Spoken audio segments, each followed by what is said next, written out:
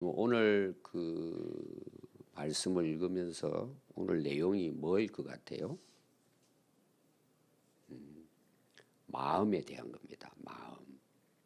이 바울의 오늘 말씀이 짧은 구절이지만 나는 너희들을 향해서 마음을 다 열었다, 이런 내용이에요.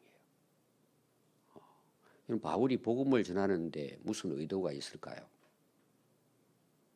오늘 쉽게 말하면은 예수님 전하고 복음을 전해서 자기에게 유익이 있을까요? 사도로서 내가 고린도 교회에 복음을 전해서 고린도 교회가 잘 성장하고 부흥하면 뭐 사업 성공일까요? 자기 개인적인 어떤 유익을 위해서, 이득을 위해서 고린도 교회까지 가가지고 그 수많은 핍박을 받으면서 복음을 전했을까요? 지금 고린도 교회 문제가 뭐죠? 바울을 오해하고 있는 거예요. 그래서 바울이 나는 너희들에게 마음을 다 열었다는 거예요. 이 말은 다른 말로 말하면 속일 게 있어요, 없어요? 복음을 전하는데 속일 게 있을까요? 쉽게 표현하면 예수 잘 믿으라는 거 아니에요? 우리가 예수 믿으면 어떻게 돼요? 죄 사함을 받고 영생을 얻어요. 그 선물로 천국을 누리는 거예요. 바울은 그거예요. 왜? 알았기 때문에. 부활하신 예수님을, 살아계신 예수님을 그가 만났잖아요.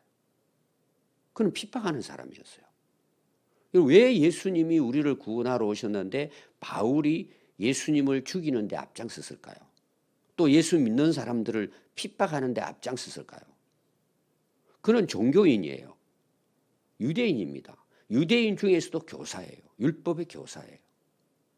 그리고 또 자기가 율법에 흠이 없이 살았어요. 여러분, 오늘날 이런 인물 찾기 굉장히 어렵습니다. 자기가 솔선수범한 거예요. 그러니까 그가 그 율법에 대해서 나름대로 확신이 있는 거예요. 그런데 왜 예수님을 핍박했을까요? 왜 예수 믿는 사람들을 괴롭히고 죽이는 데 앞장섰을까요? 하나님이 보낸 메시아, 구원자인 예수님을 몰랐던 거죠. 안 받아들이는 거죠. 종교적으로는 대단한 인물이에요. 또 선한 일을 하고. 여러분, 기독교는 종교가 아니에요. 죽느냐 사느냐는 문제예요. 오늘 우리가 마찬가지예요. 인생을 무가치하게 살다, 헛되게 살다 그냥 흙으로 돌아가서 죽느냐, 우리가 영원한 삶을 누리느냐는 문제예요. 이게 기독교 복음이에요. 근데 우리 마음이 어떻죠? 닫혀 있는 거예요. 여러분, 사실은 신앙생활은 내가 얼마나 하나님 앞에 마음을 열었느냐에 달려 있어요. 이거는 여러분 사람의 관계도 마찬가지예요. 결국은 보이지 않는 마음의 문제예요. 여러분 교회를 나오시지만 자, 성도들 관계도 봐요. 어떤 분은 참 마음을 활짝 열고 뭐 이런저런 사람들 다 이해하고 받아들이는데 어떤 사람은 마음이 어떤 마음 같다 그랬죠? 종기. 마음이 좁아. 그 다른 사람에 대해서는 전혀 받아들이지 못하는 거예요. 그냥 자기 생각이 빠져 있는 거예요. 그걸 우리가 뭐라 그래요? 마음이 종기라는 거예요. 마음이 닫혀 있단 말이에요. 그래서 오늘 바울이 고린도 교회 성도들에게 딱 하나 하는 말씀이 있어요. 너희들의 마음을 어떻게 하라고요? 제발 좀 마음 좀 열으라는 거예요. 그 마음은 누가 닫았어요? 자기들이 닫은 거예요. 저는 이제 준비를 하면서 사람들이 다 다르잖아요. 사실은 마음의 문제잖아요. 내 마음의 문제잖아요, 이게. 겉으로는 뭐 활짝 웃고 겉으로는 이렇게 살아요. 뭐 우리나라 체면 문화잖아요. 안 그런 것처럼. 마음은 어때요? 다 닫혀 있는 거예요. 여러분, 이게 왜 우리가 이렇게 살까요? 마음을 열면은 정말 세상이 아름답잖아요. 근데 꼭 못된 것만 보고 또 그 사람들이 그거를 부정하면서 그 길을 자기가 가요. 그 제가 참 목회하면서 너무 재미있는 것이 제가 찾아와가지고 남의 이야기를 하는 거예요, 저한테. 근데 그걸 우리가 여러분들이 이제 다른 사람들이 이상한 말을 하면은 또 댓글 달고 하면은 되게 이제 그 쓴 거 보니까 반사 이런 걸 쓰더라고요. 그럼 반사가 뭐예요? 빛이 이렇게 비춰오니까 거울을 딱 대면 그 빛이 내게 비쳐요, 다른 사람한테 비쳐요. 그러니까 저희들이 어릴 때는 거울을 가지고 선생님 저 멀리서 못된 선생님 오잖아요. 거울 조각 하나 가지고 햅스 맞춰 선생님 눈을 이렇게 하는 거예요. 그럼 선생님 모르잖아요. 그 도망가고 이럴 때가 있었어요. 이런 말씀을 받을 때요, 왜 자기 것을 못 받을까요? 닫혀 있는 거예요. 그리고 다른 사람이 자기한테 좋은 말을 해주는데 반사해 버리는 거예요. 왜? 마음이 너무 좁아. 여러분, 왜 이 마음이 이렇게 됐을까요? 저는 두 가지로 봅니다. 첫 번째는 사탄의 역사예요. 우리 마음을 닫는 거예요. 어둠에 헤매게 하는 거예요. 빛을 못 보게 하는 거예요. 여러분 요한복음 보세요. 빛이 임했잖아요. 근데 빛을 싫어해서 가잖아요. 그 왜 빛이 싫어요? 내가 도둑놈이니까. 못된 짓을 했으니까 숨으려고 하는 거예요. 그럼 누가 못된 짓을 하게 했어요? 사단 마귀예요. 사단 마귀는 죄를 짓게 하고 죽이고 멸망시키는 거예요. 이게 가장 큰 원인이에요. 아담부터 시작해가지고 이게 타락하는 이유입니다. 오늘날도 보세요, 여러분. 우리 자녀들 봐요. 부모의 말씀이 빛이잖아요. 그들에게 진리고 그들을 위한 거잖아요, 부모는. 오늘 결론이 그거예요, 바울이. 부모가 하시는 말씀은 다 자기 잘 되라는 뿐이에요. 거기 뭐 부모가 잘 되기 위해서 그런 건 아니잖아요. 근데 친구 말 듣잖아요. 친구 어떤 말 들어요? 놀자는 거 아니에요? 놀자는 거. 못된 짓 하자는 거잖아요. 근데 그걸 따라가잖아요. 사단은 똑같습니다. 하나님은 우리의 아버지와 같은 분이에요. 우리에게 무슨 말씀을 전할까요? 우리가 살아가야 할 길을, 진리의 길을, 영생의 길로 말씀하잖아요. 그래서 그 말씀이 육신이 돼서 오신 분이 누구예요? 요한복음 1장에 예수님이라고 그러잖아요. 우리를 위해 예수님이 왜 십자가에 돌아가셨어요? 아니, 예수님이 고난받고 십자가에 죽으셨어요. 예수님에게 이익이 있을까요? 여러분, 예수님 제가 지난주도 설교했고 예수님을 왕으로 추대하려고 했는데 도망갔어요. 왜? 십자가 지는 것이 자기의 주신 사명이기 때문에. 여러분, 우리가 그거를 하나님의 그 우리를 사랑하는 요한복음 3장 10절 그 사랑하는 마음을 우리가 조금 안다면 어떨까요? 마음 열게 돼 있어요. 그건 닫고 살잖아요. 왜 그런 줄 아세요? 첫 번째 사단 마귀의 속임입니다. 두 번째는 우리가 자라온 환경이에요. 대부분 여러분들은 예수 안 믿는 가정에서 자랐을 거예요. 저도 마찬가지고. 저는 고등학교 1학년 때까지 전혀 예수님하고 상관없는, 하나님하고 상관없는 가정에서 살았어요. 그러니까 제 마음이 어떻게 됐을까요? 하나님 대해서는 딱 닫혀있죠. 오히려 예수 믿으면, 여러분 예수 믿으면요, 천국 가는 것도 중요하지만 내 삶이 새로워져요. 너무 좋아져요. 예수 믿는 것만 해도, 교회 다니는 것만 해도 이거는 엄청난 은혜예요. 우리가 뭐 구원을 받고 안 받고 바르게 살잖아요. 하나님 무서워하고 말씀을 안 하니까 선하게 살아야지. 미워하지 말고 사랑하고 살아야지.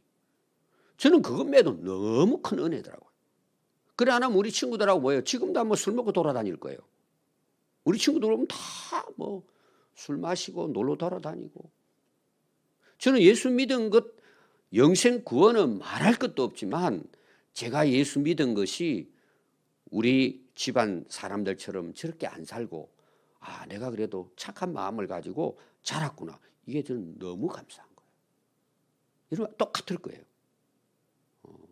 그런데 자라면서 우리 마음이 깨져 있는 사람이 있고 상처받은 사람이 있고 억눌린 마음이 있고 종기가 되고 하도 부모들이 억압을 해가지고 그냥 마음이 너무 여린 거예요. 그래서 누가 한 말 하면 쓰러져 버리고. 참 우리가 그 예수 믿는 부모 밑에서 자라는 것은 축복 중에 축복이에요. 정말이에요. 오늘 바울이 이야기하는 건 뭘까요? 바울이 내가 너희의 아버지라는 거예요. 영적 아버지라는 거예요. 나는 마음을 활짝 열고 아버지 같은 마음으로 자녀들에게 이야기하는 것처럼 내가 너희들에게 말하고 있다는 거예요. 호소하는 거죠. 어떻게 보면. 오늘 3절 읽은 내용이 바로 이 내용이에요. 우리는 너희들에게 마음을 다 열었다. 뭔 다른 의도가 없다. 오직 예수님이 복음이고 진리다. 이게 너희들이 사는 길이다. 영생하는 길이다. 그리고 너희들이 예수님 따라 살아가는 것이 인생이다. 이걸 그렇게 가르쳤는데도 이상한 거짓 교사, 사실 사탄의 종들이죠. 와가지고 바울의 말 듣지 말라는 거예요. 그러니까 내파가 생기잖아요. 바울, 베드로, 아볼로, 그리스도파를 만드는 거예요. 신자들이 이게 바울이 떠나고 나서 보니까 헷갈리는 거예요. 야, 바울이 진짜 가짜 아니냐? 이 교회가 엉망이 되는 거예요. 싸우는 거예요. 나누어지는, 분열되는 거예요. 오늘 여러분 우리나라 저는 가장 큰 죄악이 뭐냐?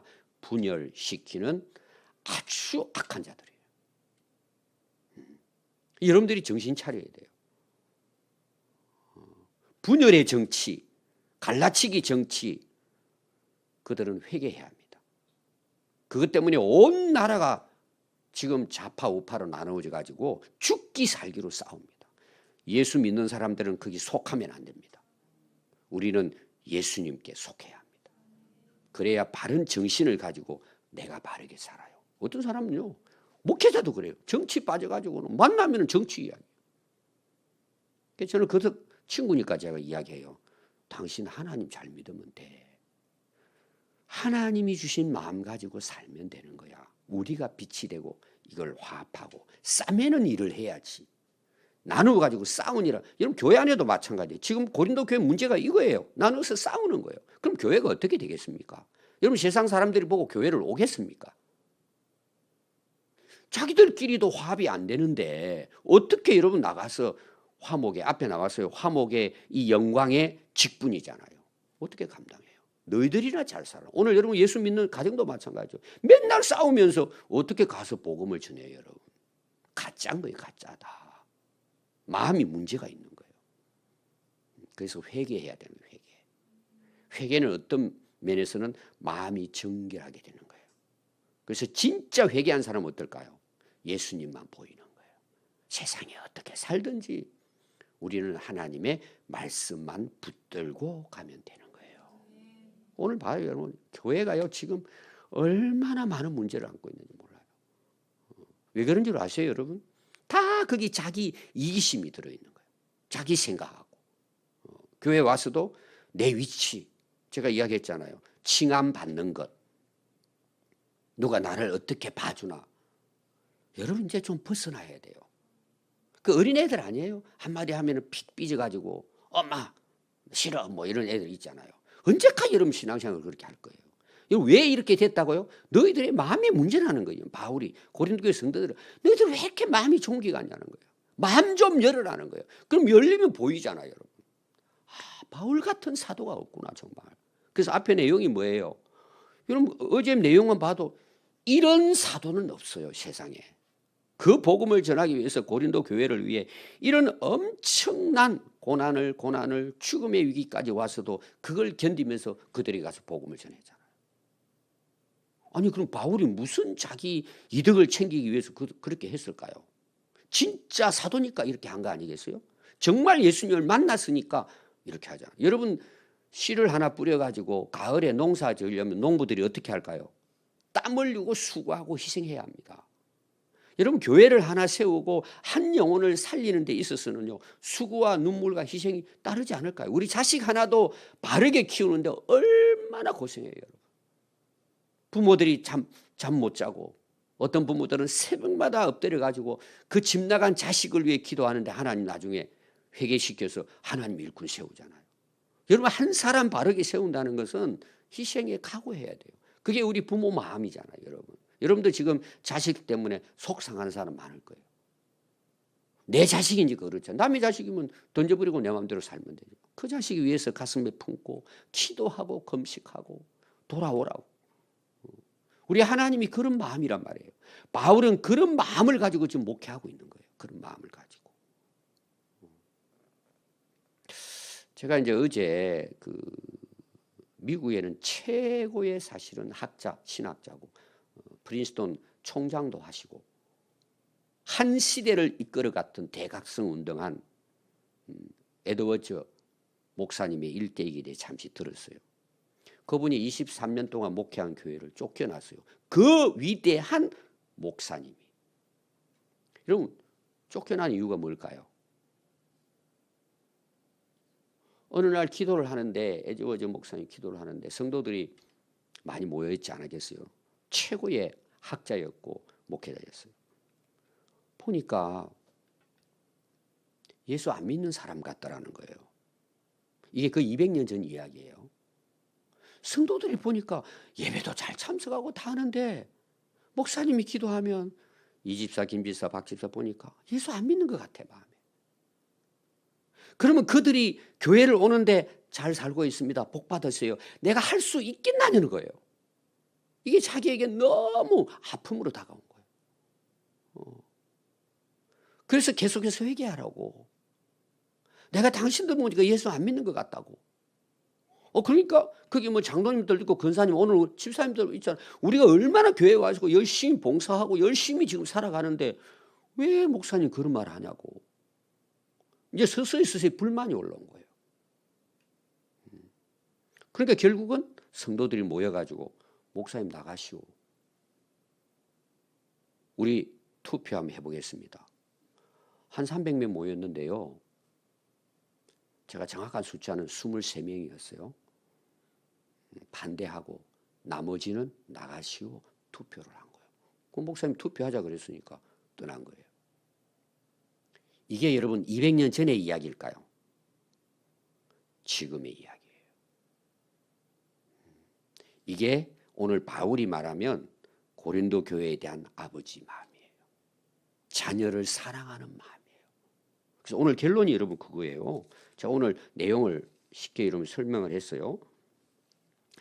우리의 마음이 좁아져서가 아니고 이 12절은 너희들의 마음이 좁쌀 같아서 그렇다는 거예요.